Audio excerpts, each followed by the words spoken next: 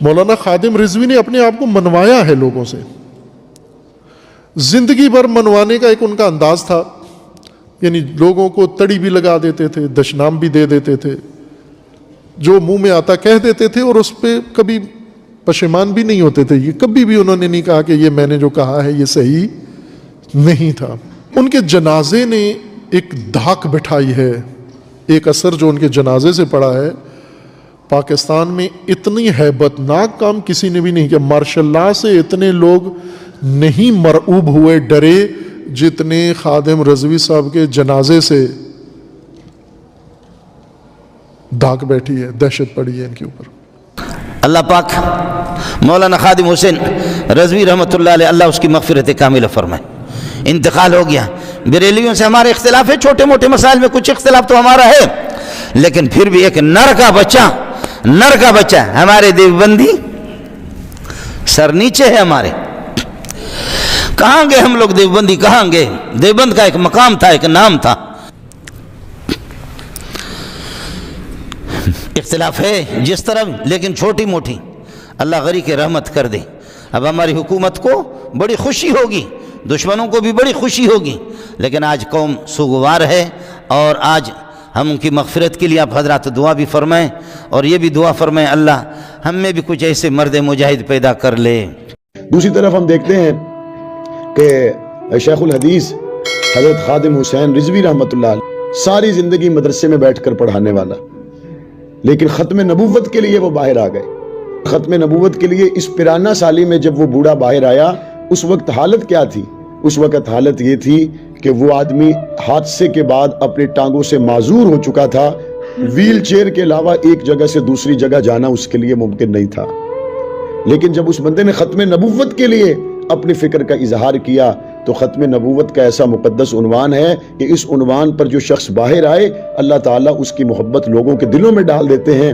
اس نے بیداری کا اظہار کیا، اس ختم نبوت کے مجاہد کی ویل چیئر کو دنیا ہاتھوں میں یوں اٹھا کے پھرتی تھی جس طرح گلاب کے پھول کو ہاتھوں میں لے کے پھرا جاتا۔ کہاں سے کہاں تک اس آدمی نے پھر سفر کیے، اور آخری جو ان کی شہادت کا واقعہ ہے صرف یہ نہیں، بلکہ اگر آپ پچھلے دیکھیں تو 4 سالوں میں 4 سے 5 جگہ پر مشکل ترین موسم اور مشکل ترین حالات میں علامہ خادم حسین رضوی رحمۃ اللہ علیہ نے حضور کی ختم نبوت کے لیے دھرنے دیے، حضور کی ختم نبوت کے لیے جنازے اٹھائے، حضور کی ختم نبوت کے لیے اس پر گولی چلی، حضور کی ختم نبوت کی بات کرنے کے لیے اس کو شیلوں کا سامنا کرنا پڑا، اس کو خود جیلوں کا سامنا کرنا پڑا، مصیبتوں کا سامنا کرنا پڑا۔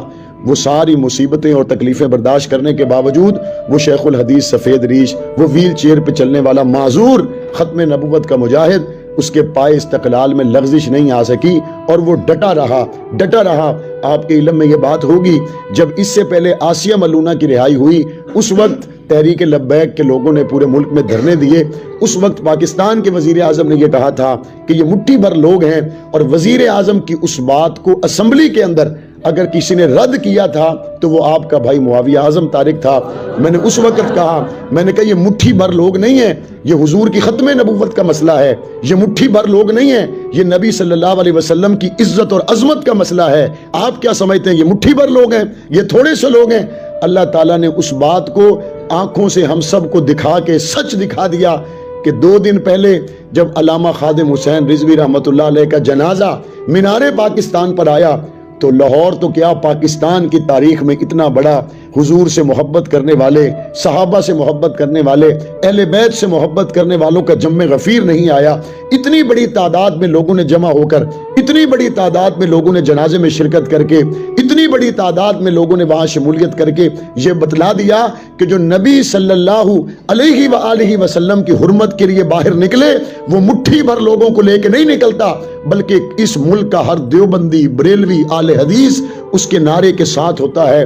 اور بڑی تعداد میں بریلویوں میں، اہل حدیثوں میں، دیوبندیوں میں علماء، مشائخ، نوجوان، طلباء مینار پاکستان پر پہنچ کر انہوں نے بتا دیا یہ مٹھی بھر لوگوں کی بات نہیں ہے۔ خادم حسین رضوی نے ناموس رسالت، ناموس صحابہ پر جو آواز اٹھائی تھی، وہ پورے ملک کی متفقہ اور نمائندہ آواز تھی۔ اہل سنت کے ایک عظیم رہنما علامہ خادم رضوی صاحب اس دنیا سے رخصت ہو گئے ہیں۔ انا للہ و انا الیہ راجعون۔ میں ایک دیوبندی مکتبہ فکر سے ہوں اور وہ بریلوی مکتبہ فکر سے تھے، لیکن ناموس رسالت کے لیے ان کی جو کاوشیں اور کوششیں تھی اور ان کا آخری زندگی کا جو عمل تھا وہ بھی ناموس رسالت کے تحفظ کے لیے روڈ اور چوک پر نکلنا تھا۔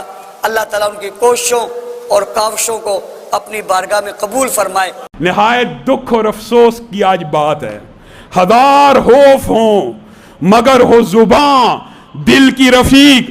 مسجد کے دل سے آپ کے سامنے یہ بات رکھنا چاہتا ہوں، پاکستان کے اندر حرمت رسول کی سب سے طاقتور، سب سے گرجدار، سب سے توانا اور بریلوی مسلک کے عصر حاضر کا سب سے بڑا رہنما آج اس دنیا سے چلا گیا۔ انا للہ و انا الیہ راجعون۔